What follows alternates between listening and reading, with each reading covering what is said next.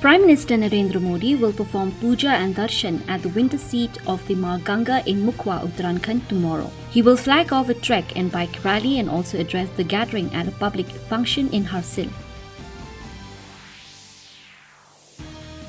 External Affairs Minister Dr. S. Jaishankar met UK Prime Minister Keir Starmer in London to discuss bilateral economic cooperation.